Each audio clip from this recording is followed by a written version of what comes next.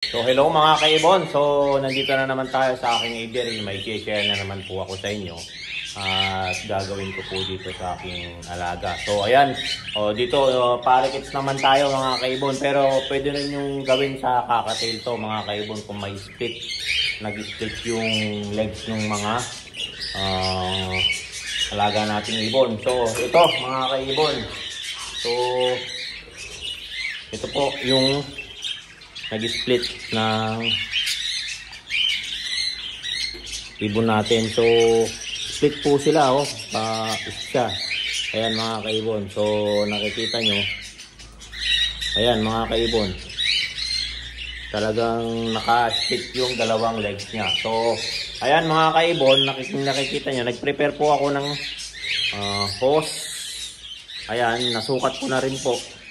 Nasukat ko na, saka rubber band, saka yung tali. So ayan mga kaibon, shortcut na po to, gumawa ako yung kasukat nung legs nya. So ayan, pakita ko sa inyo mga kaibon, baliktarin ko muna yung camera. Ayan, ayan mga kaibon, kung nakikita nyo, ayan, split siya. Gumamit ako ng rubber band. So ayan, rubber band, saka yung hose. Ayan, pinaloob ko po. Tapos sinukat ko na yung haba nung legs niya para magdikit siya. So ayan mga kaibon, ipapakita ko sa inyo kung paano gawin yan. So ayan, baliktarin na natin yung camera. So ito na mga kaibon, yung gagawin lang po natin, ipapasok natin yung rubber band dito sa kabila, other side. Ito natin, ipapasok lang po yan mga kaibon sa ating alaga. So pasok natin yung isang paa, yan,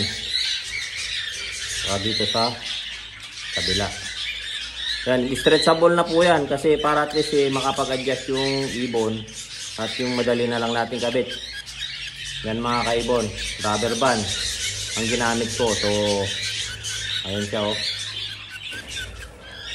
para tanggalin na natin yung tali. So ito lang, panghila natin lang yung tali mga kaibon. Ayan, tanggalin natin. So ayan po yung nagagawa dyan. So ayan mga kaibon, depende po yan sa sukat, kasi habang lumalaki yan, tadtayin nyo na lang po para hindi siya mag-split yung paa niya. So ayan mga kaibon, ayan po, ganyan po yung style niyan ha. So ayan, pwede niya pong bawasan. Tapos kung habang lumalaki, kasi lumalaki yung light niyan, pwede nyo dagdagan. Pero sa akin po, inantabayanan ko na po siya mga kaibon. Habang lumalaki, steady na po yan kasi yan na yung sukat nung legs niya. So ayan mga kaibon, so na-share ko na lang po muna yung aking kaalaman. So ayan mga kaibon, ganyan po yung ginagawa ko. Maski na sa kakatail mga kaibon, ganun po yung gagawin natin sa mga alaga natin na nag-split. Yan mga kaibon. So hanggat bata, babalik pa po yan sa normal. So ayan mga kaibon, kung nakikita nyo, sana nakatulong to mga kaibon. Kasi ito okay yung rubber band kasi maluwag yan.